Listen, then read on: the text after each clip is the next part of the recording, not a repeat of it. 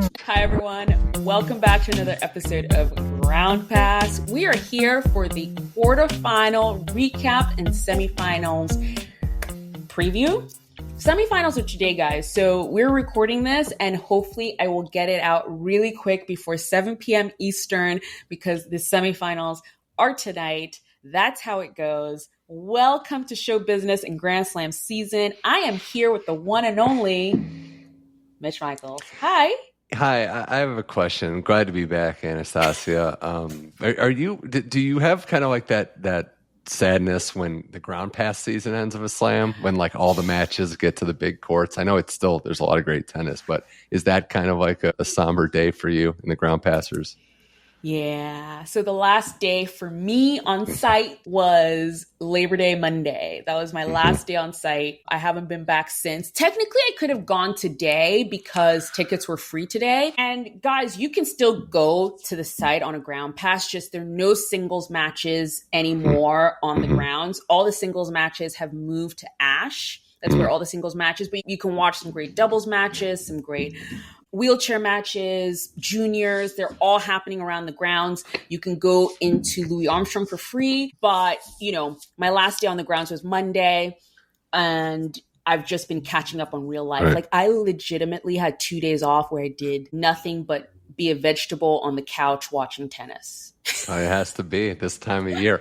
Although it's at least good that it's during like normal hours as opposed to like Australia that just wrecks you, or even the European. I found the older that I get, I'm more adjustable to Australia than I am RG and Wimbledon. Like that wrecks me because it's early, especially on the West Coast where you're just up so early and just trying to figure out what's going on. But yeah, I'm excited though. This US Open's been interesting. I mean, it has. You can't say that this was called. Even some of the men's stuff, I know we're looking at a final that's probably going to be much the same, but there's always some good storylines and people that pop up. So I'm excited to get into it with you.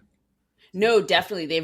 They've been some, FAA alone, we could have a whole dissertation on how surprising that was. But this has been a really interesting US Open. Again, I didn't realize how tired I was until I stopped going to the grounds. I feel like when you're there in person, you kind of run on adrenaline, You kind of just wake up and go, wake up and go, wake up and go. You don't realize how exhausted you are until you stop. And then you're like, whoa. Yeah, you don't have time to get tired. That's true. Exactly. You don't have time to get tired. But now that I'm back, I'm ready to get back into it. Let's start talking about it. So let's start. You open the fridge. There's nothing there. So what's it going to be? Greasy pizza? Sad drive-thru burgers? Dish by Blue Apron is for nights like that. These are the pre-made meals of your dreams. At least 20 grams of protein, no artificial flavors or colors, no chopping, no cleanup, no guilt. Keep the flavor. Ditch the subscription. Get 20% off your first 2 orders with code APRON20. Terms and conditions apply. Visit blueapron.com/terms for more. El rugido de los aficionados, el ritmo de las porras, la intensidad en la cancha. Esto es más que solo un partido de fútbol. Con DraftKings Sportsbook, esta es tu oportunidad de convertir cada jugada en una gran ganancia. Descarga la app de DraftKings Sportsbook y usa el código HEART. Ese es el código HEART para que los nuevos usuarios reciban $200 en bonus bets al instante cuando apuestes solo $5. En asociación con DraftKings, la corona es tuya. ¿Problemas con el juego? Llama al 1-800-GAMBLER. En Nueva York, llama al 877-8-HOPE-NY o envía un mensaje de texto con la palabra HOPE-NY al 467-369. En Connecticut, hay ayuda disponible para problemas con el juego. Llama al 888-789-7777 o visita ccpg.org. Juega responsablemente. En nombre de Boot Hill Casino and Resort, Kansas. Debe ser mayor de 21 años. La elegibilidad varía según la jurisdicción. No válido en Ontario. Pueden aplicarse cargos en Illinois. Las apuestas de bonos son de un solo uso. La apuesta no se incluye en las ganancias y caducan después de ser otorgadas. La oferta finaliza el 29 de septiembre 2025 a las 11:59 p.m. hora del este. Los términos en DraftKings.com/sportsbook/promos. Finding great candidates to hire can be like, well, trying to find a needle in a haystack. Sure, you can post your job to some job board, but then all you can do is hope the right person comes along. Which is why you should try ZipRecruiter for free at ZipRecruiter.com/zip. ZipRecruiter doesn't depend on candidates finding you. It finds them for you. Its powerful technology identifies people with the right experience and actively invites them to apply to your job. You get qualified candidates fast. So while other companies might deliver a lot of hay, ZipRecruiter finds you what you're looking for. The needle in the haystack. See why 4 out of 5 employers who post a job on ZipRecruiter get a quality candidate within the first day. ZipRecruiter, the smartest way to hire. And right now, you can try ZipRecruiter for free. That's right, free at ZipRecruiter.com/zip. That's ZipRecruiter.com/zip. ZipRecruiter.com/zip. With the men. Let's start with the men. We'll end with the women because their semifinals are today, so we can just like kind of flow into that. Yeah. But Jannik Sinner, I mean, who's going to stop him getting to the finals? Like who? It's scary. You know? It's scary because like Musetti didn't play bad. Like I was watching that match, and even realistically, sets 2 and 3, he's probably beating like 90% of the tour. He brought it. He was fighting. It's so easy when you pretty much know what the outcome is to just pack it up. He was staying in there, but it's going to take a special performance in a 5-set format on a hard court to beat Jannik Sinner if he's feeling all right. That's like the other qualifier, but he just does so much so well. Like there isn't any area of his game where you can point to and be like, oh, that's a weakness. Oh, that's a little shaky. Nothing's shaky right now. It's all firing on all cylinders. And I said this before, Anastasia, he has a quiet confidence, quiet arrogance. I think you have to be a little arrogant even if you're the nicest guy in the world or girl in the world. And he's got that because he just knows when he takes the court, look, I'm better. My gifts are there. I'm going to just handle business. And that's what he does. You know, it's kind of because you were watching the match in the stream, right? Mm-hmm. You know, in the beginning, every time ESPN would cut to, so they'd be playing the match and they would cut to earlier on in the day or while they were waiting where Sinner was like fooling around with his team. He threw the guy's shoes up into the bush. Like he's really rattled before a match. I was like, guys, like this is, come on. Like that's cold. But did you see that, like, the story? Have you ever heard the story about 8 years ago? I mean, it's been that long. Australian Open final, Nadal and Federer, how different their warm-ups were. I forget if it was Chris Clary or somebody was talking, like 2 hours before the fans are let in. So it's like the final warm-up times. Nadal's on the court, like full warm-up, sweating, just going ballistic. And Fed's just like drinking tea, chilling. So like I do. Oh, you know what? I remember that. I do remember that. Just hanging out, having an espresso, just like, got a big match today. And that's where I do think that players warm up differently and everyone's wired differently. But Sinner's found it. If that's his approach, just staying loose, it's like Sabalenka. You got to stick to what works. You got to stick to the tradition and the rituals. Yeah. So. I just thought it was a little bit cold though. Like Musetti is out here trying his best, like hitting every ball back. And they're just showing clips of Sinner playing with his team and throwing shoes over fences. You got the jacket though for Musetti. At least he had that. You know what? That was the only win. I was like, at least I got that jacket. Yeah. For Musetti. I don't know how you beat him though. I really don't. I mean, it's going to take him to have an off day, and that's got to be where it starts. I mean, what did Shapo do in that first set? You can get into it when you look at the semis, but you have to go big. You have to go bigger than you're comfortable in. Shapo, even going into that match, was serving bigger. I mean, I got to shout out Gil Gross for the stats, but like he was acing more and also double faulting more. So I feel like you have to just go for it. You have to go bigger than you're even comfortable because odds are you're probably not going to win either way. But your best chance is to try to redline for as long as you can and go as big as you can. Yeah. So there really isn't much to talk about with this quarterfinal. Sinner is looking like Sinner, winner, winner, chicken dinner. We will get into that quarterfinal and maybe FAA just needs to call Shapo and be like, yo, Canada. Mm-hmm. Let's give me the tips. And let's get into FAA and the match he played against de Minaur. I haven't watched a nervier quarterfinal in a long, long time. I mean, those two were feeling it. Wow. I can't remember which one of the tie breaks, but I was like, if one more person double faults, I'm going to lose it.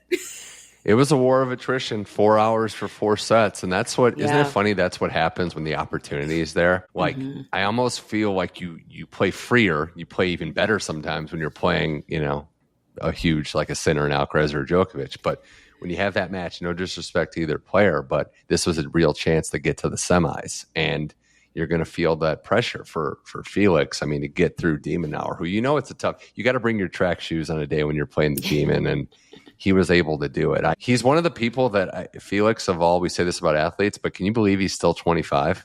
Like he's only 25? Crazy. Yeah. I actually can't I didn't realize. Yeah. But I think what separates him from others is like he does have real weapons and he has some real power that if he can harness it, if he stays in the fight, and that's what it was. Like he stayed in it. He stayed even keel, even when he wasn't playing well. He broke back a lot in that match when he was down. So I'm impressed by Felix for figuring it out and understanding what it takes to make a deep run into the slams. And, getting married in a couple weeks probably has him in a good state of mind too. Yeah. I think I'm impressed with him this whole tournament, really, because I don't think anyone really came into this tournament thinking, oh, yeah, Felix Auger-Aliassime. Yeah, he's going to make it into the semifinals. Nobody even entertained that. But he's actually really sneakily had a good season in comparison to what he's been doing before. And I think for him, it's been slow and steady. I think early on in his career, he was the hot new thing. Tony Nadal was in his camp, and it was like, when and how many slams is he going to win? And it just didn't pan out. And I think there was a slump. And was that psychological? Was that kind of like not living up to that expectation right away kind of caused that slump to happen? Who knows? I'm not in his brain. I don't know. But I think he has stuck to not only his team, but to his plan. And it's paying off. I was there when he beat, it's very interesting. I don't know how many people remember this, but Carlos Alcaraz retired from that match, that quarterfinal match. And that's how Felix Auger-Aliassime got into his very first semifinal at the US Open. And I was there, and, at the time, yes, Felix Auger-Aliassime was the new it kid who was going to come and take over. And looking back now, you're like, no one could have told me at the time that Carlos Alcaraz would be the one with 5 Grand Slams. You could not have told me that that's how that relationship would have gone, Yeah. So it's nice to see him back. It's nice to see him back in this frame of mind and also fighting, because it would have been easy to lose it in this quarterfinal match against de Minaur, because it was very nervy. They kept going back and forth with it, but each time he came back, he just didn't let it go. Right. I think having the experience of the matches before helped him, and that's that battle tested versus rested theory. But in this case, it helped him going through Zverev and Rublev. I would say looking at this is why draws matter so much. I don't think it's the craziest thing that he made the semifinal here. I'm not going to say I was as bold. I'm not going to lie and say I predicted it. But when you look at the draw, right, there were question marks galore. de Minaur, and props to him because he, a couple months ago retired, couldn't take the court in Wimbledon in the quarterfinal. Rublev is Safin. It's working better, although he kind of reverted a little bit to the old Rublev in that match against Felix. And then Zverev, there's question marks galore. So Felix took advantage and had to beat a lot of good players, but he did take advantage of a good draw, avoiding the big guns. So sometimes that's what I think the lesson is here. We got to look at the draws and be like, okay, who has an opportunity and has to take advantage of it, but who has an opportunity to find their form? And that was Felix this Open. Yeah, and he took that opportunity because guess what? Not everyone does. Some people drop the ball when it's their turn. Man, we got to talk about Saab. We got to do it. Yeah. Our man Taylor. This hurts the most because this was not your typical Djokovic beats Fritz story. Like if you 11-0, right? If you want to say, okay, he owns him, sure, he does. He beats him every time. Absolutely. But this was not like the matches in the past. There were opportunities there. There were openings that Taylor didn't take advantage of him. And it starts with the serve. I mean, it really does. He double faulted the match and the first set. So two of the 3 sets he lost ended on a double fault. And this is a guy who's perennially been one of the best servers on tour. A match where Djokovic won, I think, 4 more points. That was it. But as Taylor said, the best players win the big points. They play the best points the best. And there's your story in this matchup. Just another heartbreak for the American. Yeah, I posted that this match was lost in the locker room. he had lost it before he stepped on court, because there is no way you do not look at a mirror when you're putting on your headband, my guy. My guy. He has a center part. His hair is coiffed. You look at a mirror to put on that headband. There's a line, though. There's a line. I get it. I agree with you. But you can't be like Rublev before you play Djokovic, where you're just staring in the mirror for like 20 seconds in Australia and then you get tuned up. It's a quick glance.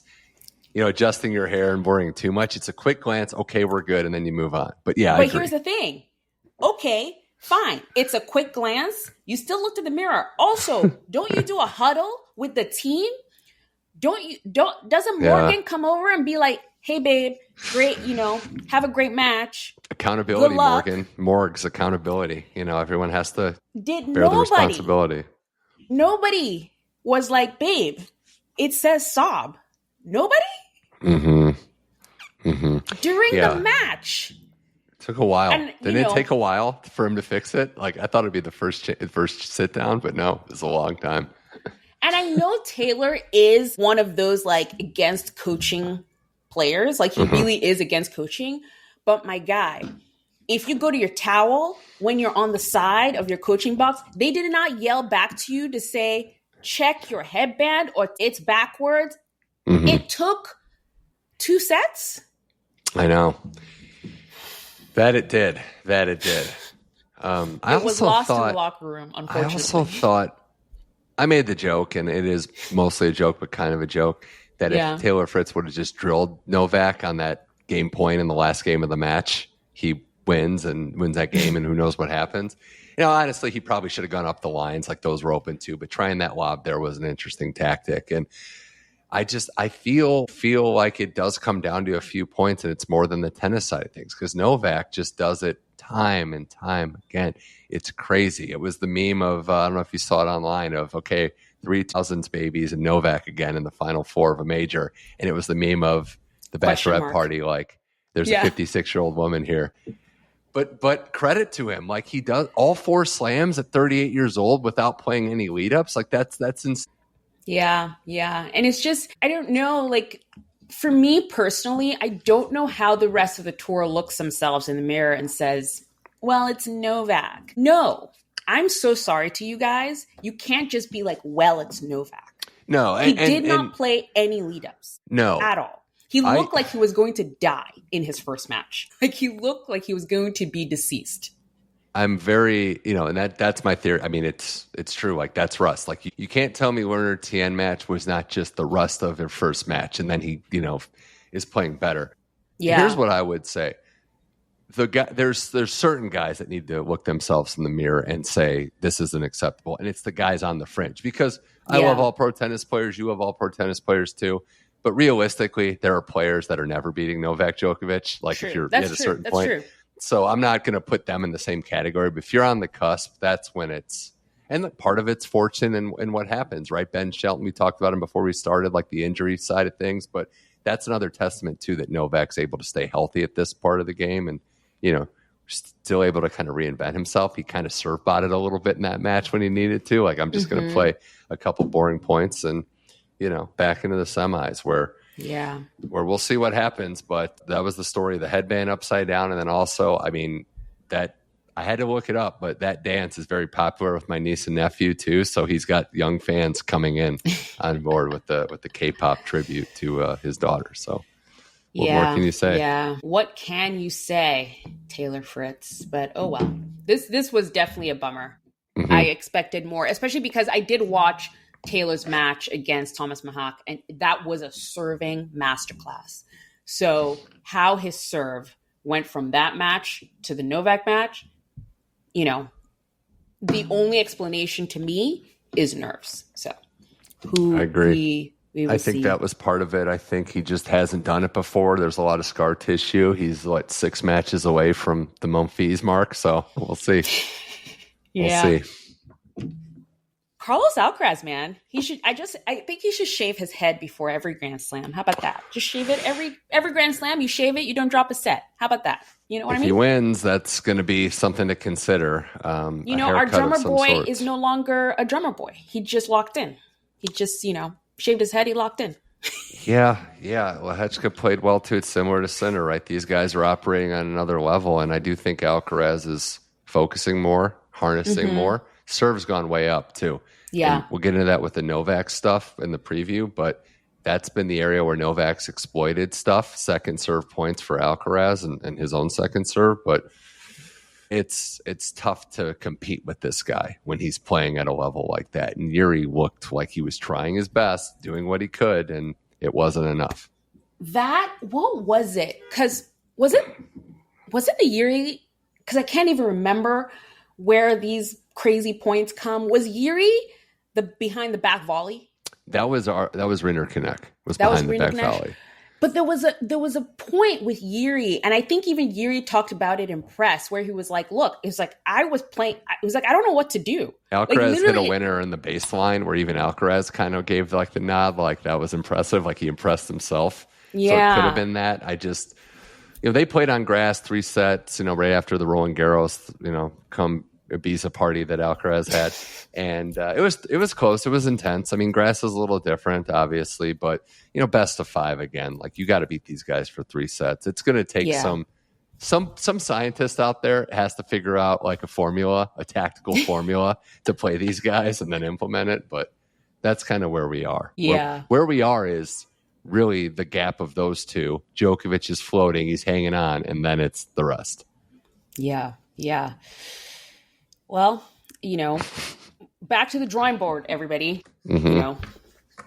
Start the off season now and go figure it out, because if this is how it is, and I don't know what you think, but if this is how it is for the next few years, I don't know, man. I think I'm just going to switch to WTA, because it can't just be Jannik, Carlos, Djokovic, and then nobody. I want to see Draper get a full run of health and see if he can do some things. Even beating these guys in 3-set tournaments, I think is impressive. Yeah. And I want to see who can push and who can evolve and play a different way, because it's obviously easier said than done. Who are we to say this? But you're going to have to try different tactics and approaches to beating these guys. It's going to be tough. It's going to be tough. Someone needs to start serving and volleying. No one's tried that. Someone just start that, Let's go back to the past. Let's go Muchova action, just variety. Yeah. Just let's try something new, because let's mix it up. It needs to, it can't just be 2 people. I think I think even Novak said that there does need to be a third, and it's not going to be Novak during the season. He will kind of pop up during the Grand Slams, but during the season, it's not going to be him, so we'll see. We'll see who it's going to be. Yeah, it's exactly true. We got some young players, but they could be years away. It's not really fair for some of them to hype on a lot of, good luck, get to this level. It's like, no, it's probably going to take a while. So even Alcaraz was a prodigy that got there pretty quickly. Even Sinner, it took time. So it did. Yeah, no, totally. No, it took time for Sinner for sure, actually. I know. So, yes, I know we're hyping. We're trying to move too fast. I get it. Apologies, but move faster, guys. Move faster. Move faster. Yeah. But the women's side has been good, and that's where I think you're going to see more storylines. Here's my take before we get into it. I want to see a set number of players at the top, and I wanted them to be interchangeable. So I love what we're seeing, because I think there's a balance between, the same players winning, and, it was Chrissy Martina played like 80 times, I think 60 times in finals. So that's a little stale, as we're seeing. But I also don't want to see just, every slam, it's a new winner type situation, which I do think we kind of gotten a little bit of that as well. So it's good to have what we have now, proven faces, some new talent emerging, and some interchangeable rivalries too at the top. Yeah, no, I totally agree. No, I don't want the whole new slam at new winner at Wimbledon every year. No, don't want that. I like the sort of repeat champions, that sort of thing, totally. But I do like, a disruptor, an edgy person, just edging their way in. I like that as well. Yeah. So let's get into the women. Let's just start with Sabalenka, because she got a walkover from poor Marketa Vondrousova. Brutal. So I was talking, I posted about this, and someone did mention something, and I kind of want to talk about it a little bit because this will also sort of lead into Muchova as well. But do you think there's like because it's all, not that it's always, but it's a lot of the Czech players. And is there some sort of missing piece of fitness that they are not getting? Or are they playing too much too young? I don't know. I don't know. I think this is just a byproduct of how you play and how brutal the season can be. And some players just don't hold up. And unfortunately, things happen. They're all pretty unique. Like Muchova had some like serious like arm situations going on. I also think we don't really like when a player isn't, like we mentioned Alcaraz being a prodigy, a player that has to work so hard to get to the upper echelons of the game, we kind of overlook what it takes for them to get there and how much tennis they're having to play and, what the price is to get to that point. So I think that could be part of it. But I also think, injuries happen. And for Vondrousova to get hurt, like, I don't know if something happened before, but on the warm-up, on the practice court, like, it has to be serious to pull out of a major quarterfinal. So yeah, she said it actually happened before the Rybakina. What was that? Round 4? Yes. Yeah. Yeah, it happened before that, but she warmed up. It was fine. She got some treatment for it and it was fine. And it didn't hurt really during that match. But then it kind of got aggravated post-match and then during her warm-up that she couldn't do the quarterfinal match. Do you think Sabalenka will feel a little rust having not played in a couple days against Pegula? Because I know it's a clean path, but it's obviously less physical, 3 sets versus 5 for men. So while it's great to get through and get that money for not having to take the court, I wonder though, I do wonder, like first set, is it going to take her some time to maybe dig in?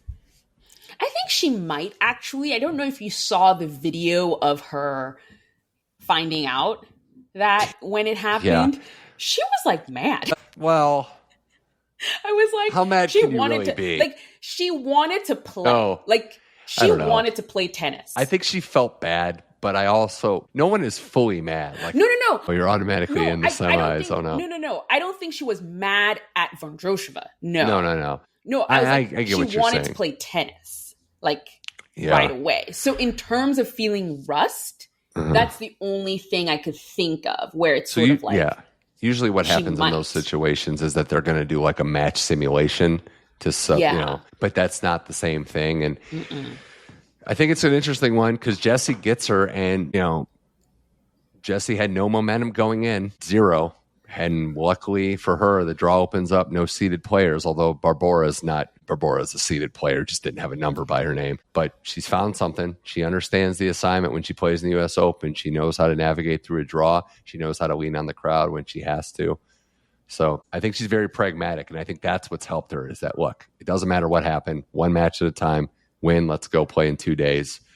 And she's back in the semis where she knows she can do well at this tournament. So I think she's in a nice spot, kind of under the radar with all the other storylines going on. Yeah. But, getting into sort of that next quarterfinal, which is the one with Jessica Pegula, Barbara Krejcikova, because for me, it's a little interesting in the sense that it does set up a semifinal that was a final last year. But Jessica Pegula didn't face a seed. But also, she faced, in my opinion, a depleted Barbara Krejcikova. Yeah. I think Krejcikova was kind of like done, especially after the match before. What do you think? It's tough when you play. And being done, I agree. Like there was a lack of energy there. But then you're playing a player that is not good to play against when you're in that situation. Because when Jessie's firing on all cylinders and she's just pushing you back, Barbora wants to attack, right? Variety, get to the net, show off those hands that won all those doubles titles and 2 singles titles. But Jessie just suffocates you. Like it's hard to explain. Like you've seen it in person where when she's getting the weight on her shots, that depth, you feel like you're just on the defensive. And when you have, a depleted gas tank, so to speak, it's a lose-lose situation. Yeah. So, the way I'm looking at it is just...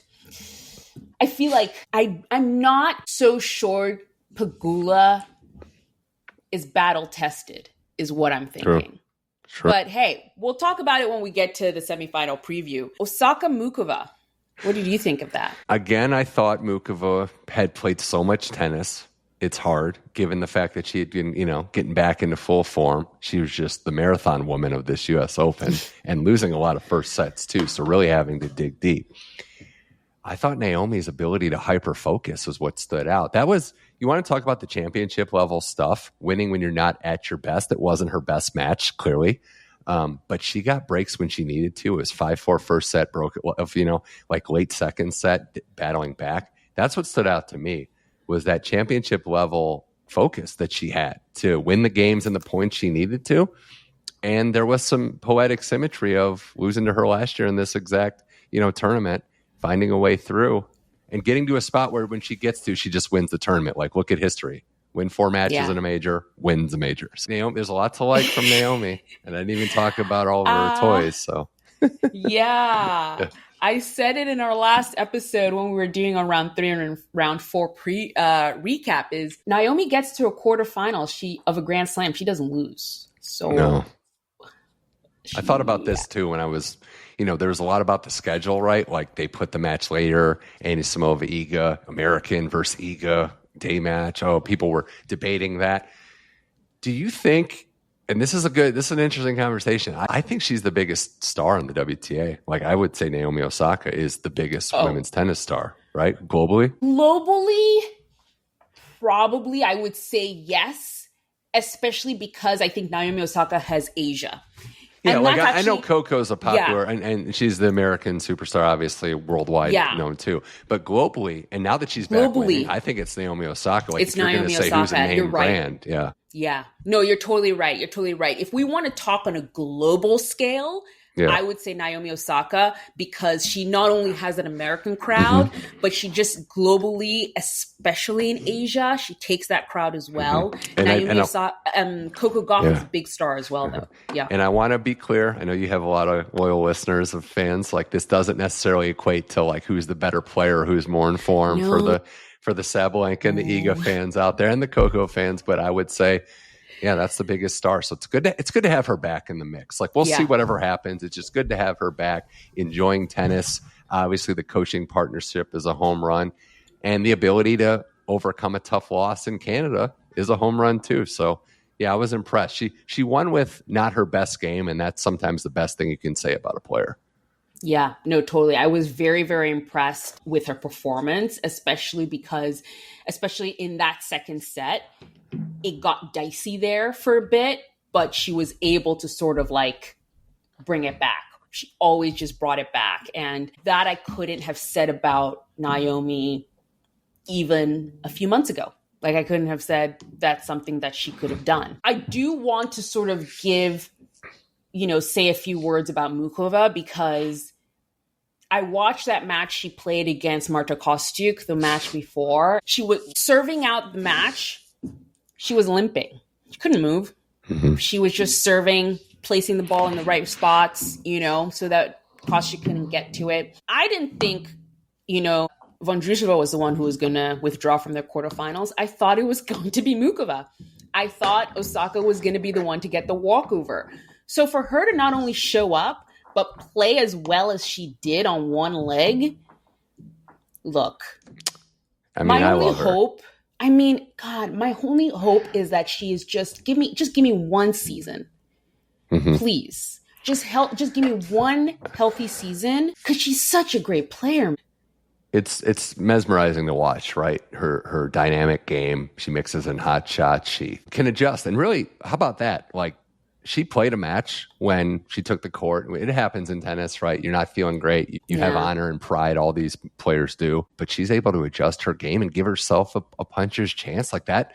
That shows you the tennis IQ she has. So, yeah, I'm with you. I don't think it, and I'll be optimistic, I don't think it was anything serious. It's just she needs to refuel the tank and get used to playing in these tournaments and get back to it. But she's tough. And I guarantee you she's a player nobody wants to see, because of what she can do out there. So, let's keep it going for Carolina, and hope to see her again. 3 straight great U.S. Open, semi quarterfinals. So very impressed. It's third down.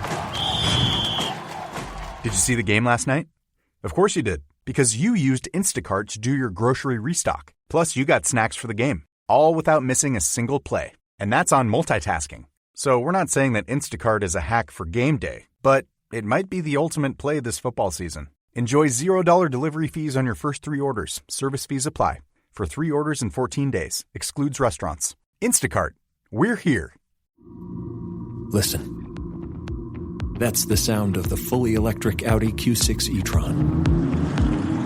The sound of captivating electric performance, dynamic drive, and the quiet confidence of ultra-smooth handling.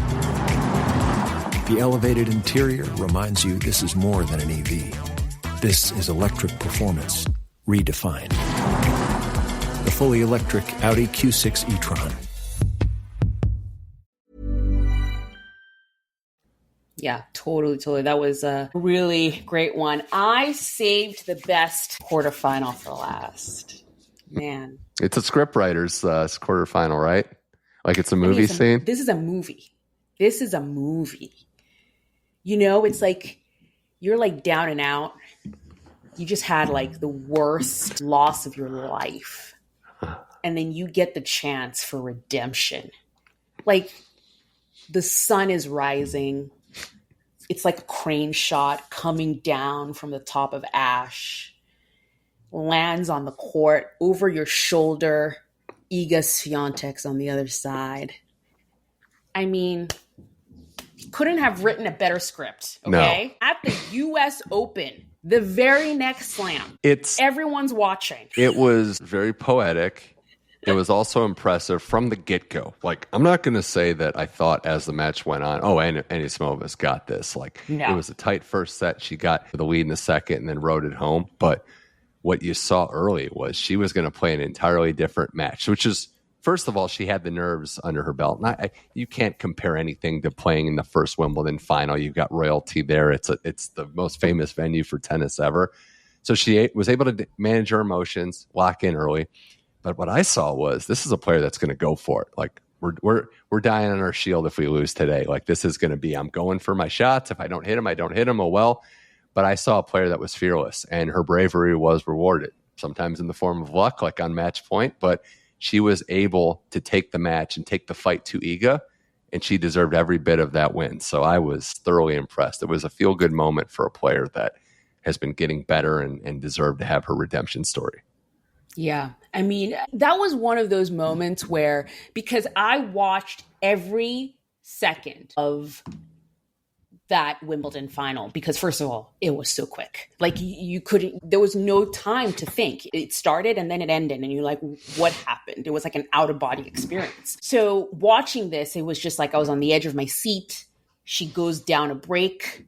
Then it's 2-love up and you're just thinking, oh my God, like are we going to do this again?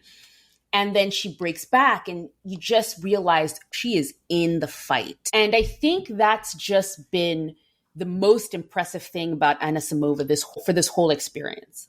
Her response to that love loss, if everyone has a response to a loss in anything, in tennis, in your life, in anything, if you have a response like she did, we would all be better for it. Yeah. I've never seen such kind of not only just acceptance, but joy and willing to sort of learn and,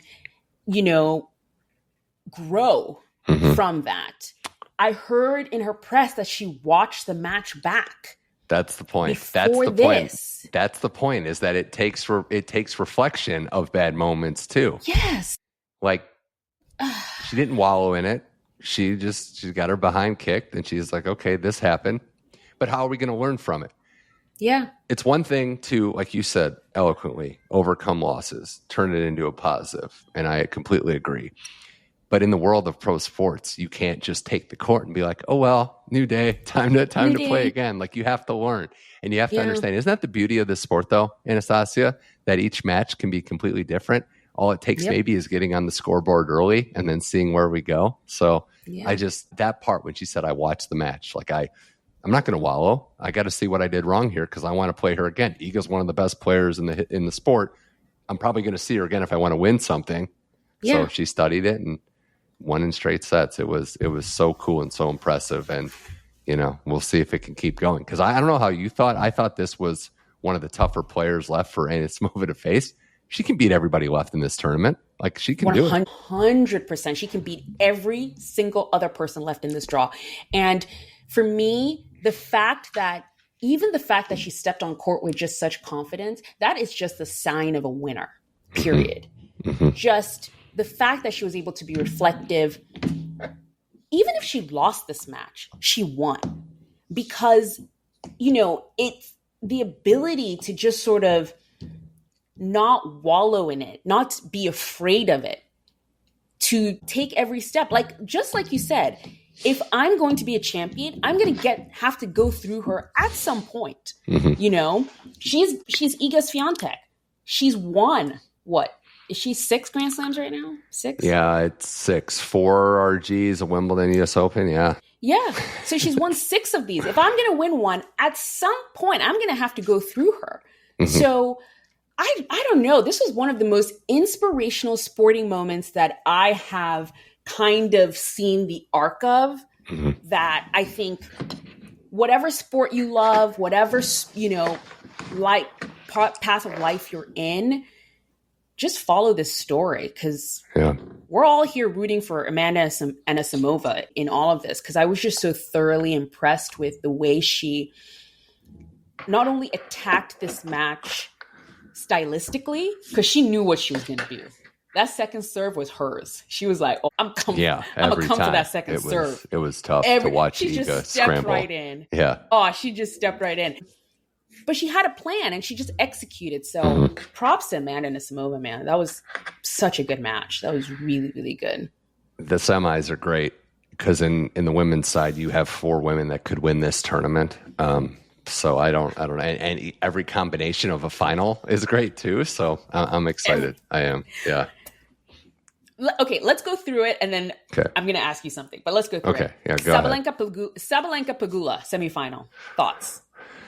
Thoughts on this one? Sabalenka has a distinct edge in this matchup, obviously, the way she plays. I think Jessie starting out hot, like I mentioned. Maybe Sabalenka is rusty. Don't go to a tiebreak, because that's all Sabalenka does is win tiebreaks. But crowd getting involved, maybe. What's been Sabalenka's Achilles heel this year? Americans and majors. There's that too. So I wonder how Sabalenka, obviously it goes without saying a lot of times the match is on Sabalenka's racket. How does she handle this moment? How does she handle the pressure? She's had a great year. She's going to be number 1 regardless after the US Open.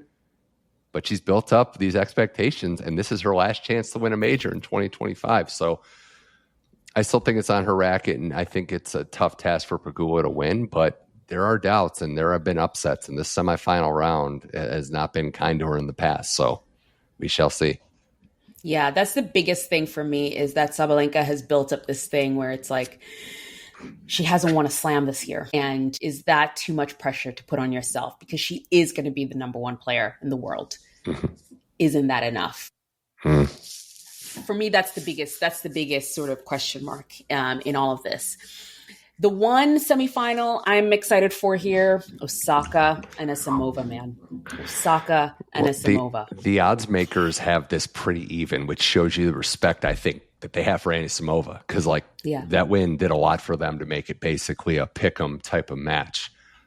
I have one concern, and my one concern is Anisimova after this huge win was similar to the Wimbledon thing, like beating Sabalenka in that epic match, and then so that's what my one concern is okay, head on, let's go. I actually think the match being the next day helps her, though. Less time to sit in your hotel room or your suite or whatever, your Airbnb, and just think about what the magnitude of the next match is. But problem being, you're playing a bona fide champion in Naomi Osaka, someone that's not like Iga, has been here before, and all she's done is won here before. So I think these 2 women are going to hit the absolute cover off of these poor tennis balls. Yeah.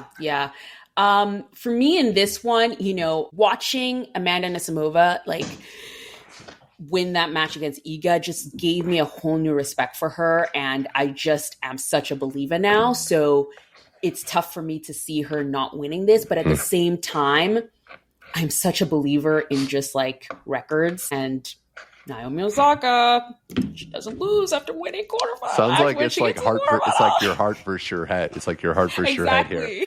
And I pick my heart a lot, and I'm wrong, but it happens sometimes where I'm right. Definitely heart versus head. Yeah. But at the same time, this coach, and I keep saying this. I've said this throughout the U.S. Open, and we will in the off season. Nick and I do a whole episode on tennis coaching, because I think tennis coaches, unlike any other coaches in any other sport, don't get the respect that other coaches in other sports get. But Thomas Wichrowski, the guy knows what he's doing. He certainly does. He just knows what he's doing. And Naomi is just different. Like, she has such a plan now. And I think it's partly that. And does she come out with the perfect plan against Anisimova? We shall see. We shall see. I also think you want to give a shout out right to one of the best friends on tour, Priscilla Hahn, for just being there all day. Be in the box, girl. Yeah. Girl, Priscilla is going to be in the box because she's a loyal friend and she will be there. Already, she will be she'll be there with the photos. She'll be there clapping. I love Priscilla Hahn. I think the best final in terms of drama would be Sabalenka Anisimova, because there's very little to no love lost there. We saw it at Wimbledon. It got a little chippy, I don't know if we'll see that final, but in terms of just like energy like that, I think that would be the one. That would be the one. Like, literally, the cats will be fighting. The girls will be fighting if that's the final. Yeah. Yeah. How about Jessie Pegula being by a lot the smallest player left? There's some size in this final four, too. There's a lot of size. So the these girls are some big. All tall, and then it's Jessie Pegula. Yeah, who's not short by average height. No, standards, she's not. She's not. That's so funny. But so here's what I was going to say, though. Yeah. What's up with American tennis, though? We're crushing it. There is a possibility of yet another American finalist at a Grand Slam this year. Could be an All-American final. We might get two. It's really impressive. I just think the American women are just really crushing it. Yeah. And that could be such a great storyline at the end of the year if there is an American in all of the Grand Slams this year. And different paths to success and different journeys on their careers. So, yeah, I'm excited. I would love to see it. And maybe we will. Maybe that'll be the outcome. Okay, let's give the guys a little bit of a shout out. Sinner, FAA, I don't know. FAA, I don't know. He could call Shapo. Shapo could give him some pointers, Yeah, play big, try to steal the first set, get the nerves involved. I'm running out of cliches. I think that might just be about it. Maybe the wedding planning could help. I don't know. Yeah. Maybe this is all motivated by paying for that wedding. He needs to pay for the wedding. And that's going to do it. I feel like with Sinner, you almost got to go big on the second. If you double fault, so be it. It's like, because if you give him a free target, it's going to be a loss anyway. You want to take him out of rhythm too. So serve +1 is going to be the tactic today, right? End points quickly. Do not get into a slugfest with the guy with the biggest arsenal on tour. So, but I'm not picking Felix if that's where we're getting to. So we'll be thinking of you, Felix. We will be. Yeah. So we'll be thinking of you.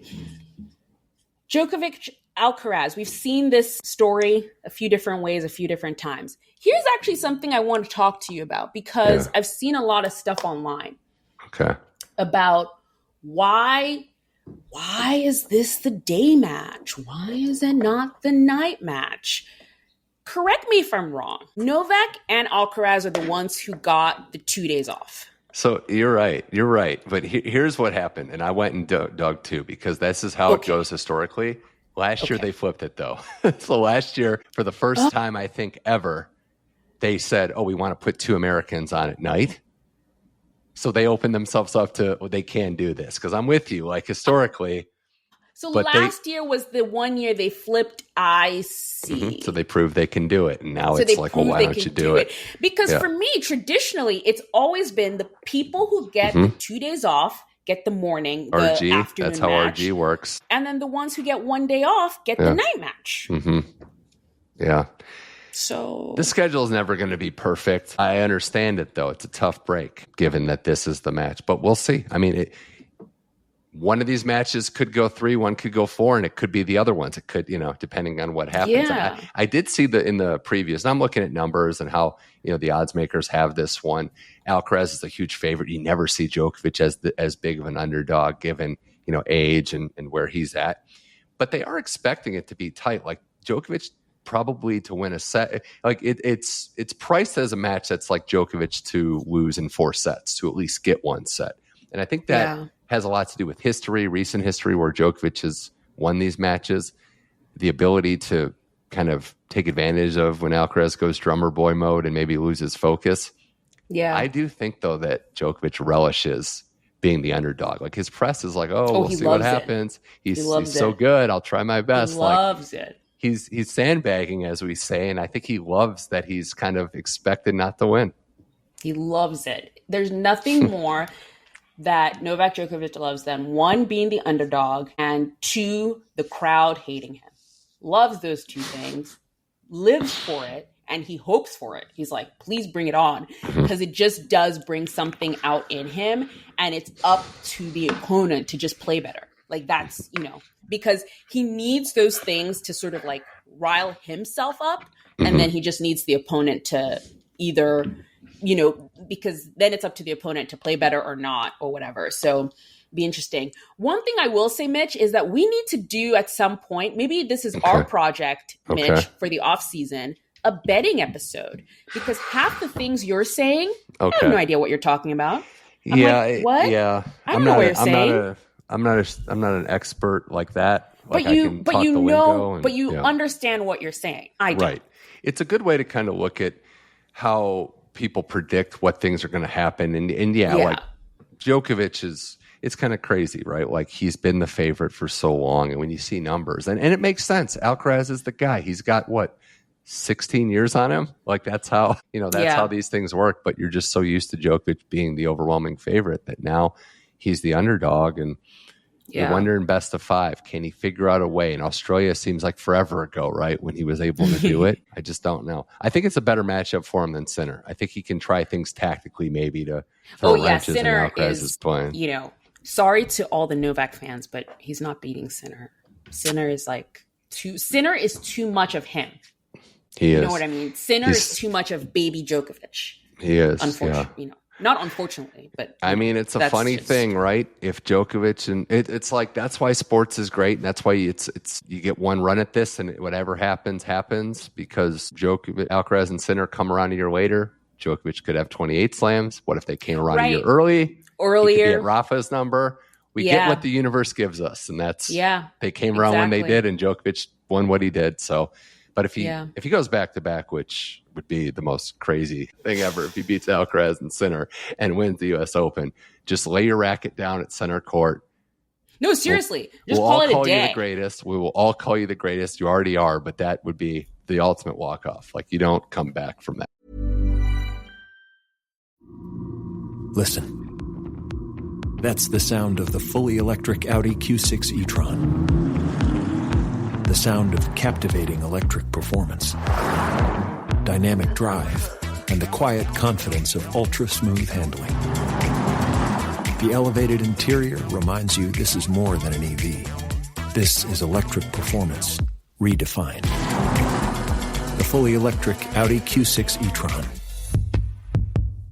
Across America, healthcare teams are managing complex demands. At Siemens Healthineers, we're here to help. With more than 17,000 U.S. team members, we're pioneering breakthroughs in medical imaging, therapy, and laboratory diagnostics, giving healthcare teams the tools to deliver smarter, faster, more precise care. Because when the right technology meets the right moment, diagnoses are clearer, treatments more effective, and lives can truly change. For us, it's more than innovation. It's a promise built for generations. Siemens Healthineers.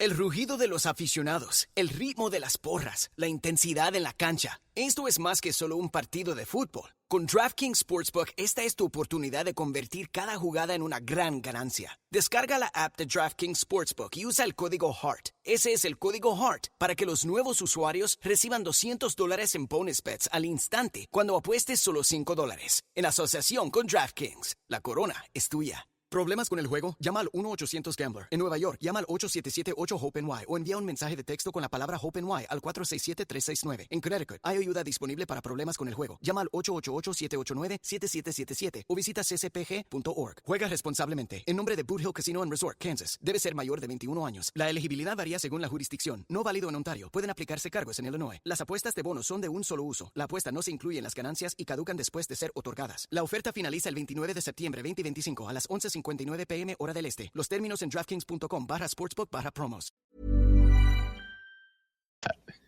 Yeah, totally. Mitch, it's been great. Oh, no, so sorry. We cannot leave without at least mentioning the women's doubles final. Okay. Women's doubles final is going to be between Siniakova Townsend and Dabrowski-Routliffe. It's going to be great. So what they're going to do is that it's going to be the first match on the day of the men's semifinals. Okay. Yeah. So it's going to be the first match, and then they'll do the men's semifinals. We all know the story of Taylor Townsend and Katerina Siniakova. They've been doing well, absolutely crushing their matches. They are the finalists. They're the number one doubles team. You might not know the pairing of Gabby Dabrowski, who is from Canada, and Erin Routliffe, who is from Australia. They are the number 3 seeds, and they've had a pretty rocky road, getting into this spot. They've had a couple of straight set matches, but they've also had 2 matches where they were out. They were down a set, down a break in the second set, and they were halfway out the door, and they battled through each time. So it's actually remarkable that they have made it to the finals. And I think this is going to be a battle because just because of the way they got to the final, it's not been as straightforward as the Townsend-Siniakova matches. I think this might be a really, really good final. I think Townsend really wants this title. Yeah. This is the one. And I think a lot of people want it for her, but I don't think it's going to be that straightforward. She's been to the finals. She's battled. I know she's the number 1 player in the world. She's playing with who I would say is the best doubles player in the world and has probably been the best for quite some time. Yeah, I mean that doubles team that they're playing, Dabrowski and Routliffe, are very good. They're very seasoned. Handling Paolini and Irani the way they did was pretty impressive. So yeah, I think it's going to be a tricky one. I actually like the position of this, do it before. And honestly, the schedule's so messed up. We got Djokovic, Alcaraz early. That's great for this matchup right before that match. I think it's you get good. People coming in, it builds. Yeah. I think you get a crowd in for this. I love that both of them, Siniakova and Townsend, are playing singles. Taylor had that great run. Siniakova's been tricky. I like that they're showing that it can work in both. I'm not expecting a number 1 in both to happen anytime soon, but I think there's a real chance that they could, have good singles runs as well and supplement their doubles, which is good. And by the way, it's been super close before. I think when Coco was number 1 in doubles, she was 2 in the world or 3 in the world. That's true. In singles. So it's very possible. And I think Taylor is really taking the singles seriously. So is Siniakova. So definitely a team to look forward to in doubles and singles. So catch those matches tomorrow. Mitch? I do want to say last thing. We didn't say it, but I got Naomi winning the whole thing. All right. So I think she's going to beat. I think she's going to go all the way. Anisimova and then Sabalenka. She hasn't lost a Grand Slam if she gets to the quarterfinals. Is all I'm saying. That's all I'm going to say. We don't make predictions here, but that's just all I'm going to say. I had to just get that out because I don't normally make predictions in my show, but it just seems like it's kind of a storyline, right? It seems like cinema. It seems like cinema. But if Amanda wins, I'll be happily wrong and happy for her. And we know Sabalenka is a great champion. And Jessie, oh God, everyone would be happy for her. So I can't wait. Oh my goodness. Can you imagine the party in Buffalo if Pegula wins? Well, it's going to be great. Bills might be home this. Yeah, there'll be a Bills game, celebration, all that stuff. So, Yeah, We're gonna I'm go. pumped. I can't wait to watch the tennis as always. But Anastasia, thank you so much for having me on Ground Pass. I'm very, very hopeful that we get great tennis, and always appreciate you having me on the show. And I expect my friend of the pod t-shirt in the mail. Of course. Hey, yes. Okay. Bye, guys.